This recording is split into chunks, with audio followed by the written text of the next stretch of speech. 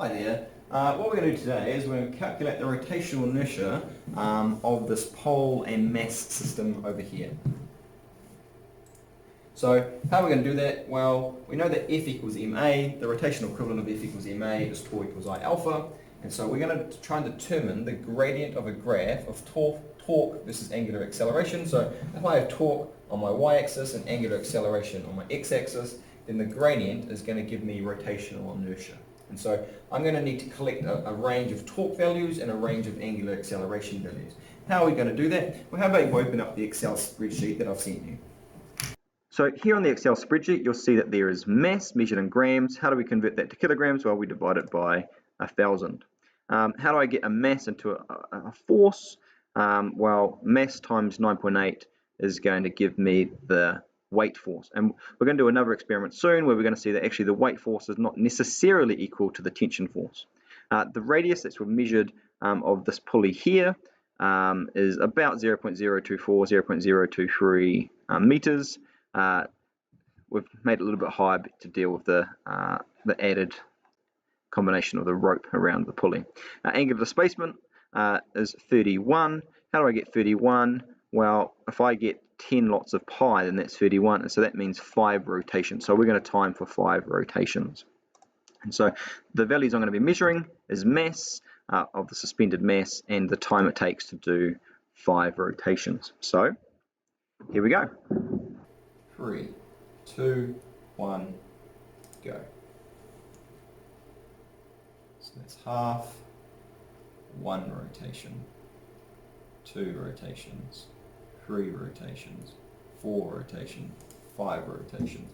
So about 11.95 seconds.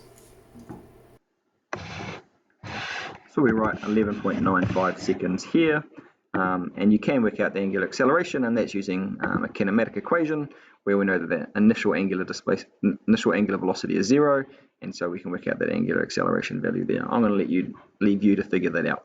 The next one we're going to put on 20 grams, and we're going to measure the time. Let's have a go at that. Okay, so we now have 20 grams suspended, and we're going to measure the time for 5 rotations. 1, 2, 3, 4, 5 rotations. 8.71 seconds, and so you can write that into the Excel spreadsheet. Now we're moving to 30 grams, and we're going to repeat the experiment. 1, 2, 3, 4, 5. 7.07 seconds. So we have 30 grams there. We're now going to add on another 10 grams to make that 40 grams. And ready. 1, 2, 3, 4, 5. It's now getting a bit faster, and so we're looking at 6.05 seconds. Okay, 50 grams. 1, 2, 3, 4, 5.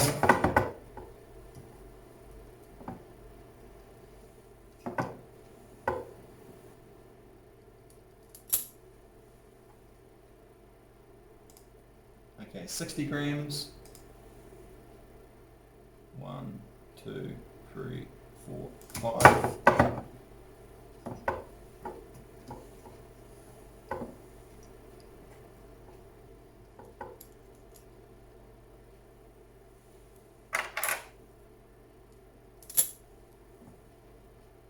$70 grams.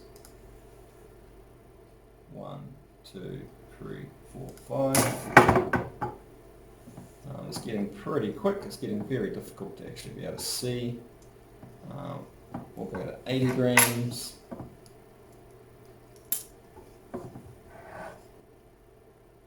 80 grams. 1, 2, 3, 4, 5, 445. I'm not quite sure that time was right. We might try 80 grams a second time.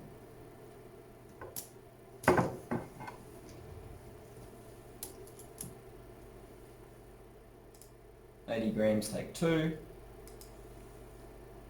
1, 2, 3, 4, 5, 427. I think I'm happy with that. I think that reflects reality a bit better than the last one. And we'll do 90 grams.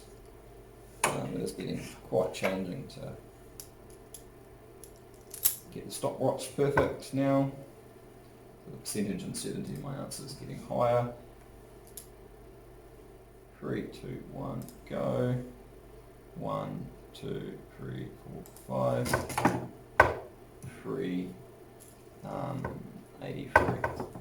Cool. So we've got that data now. I'd like you to put it into the Excel spreadsheet. I'd like you to determine the rotational inertia of this set of equipment and put it in the answers below. Thanks, team.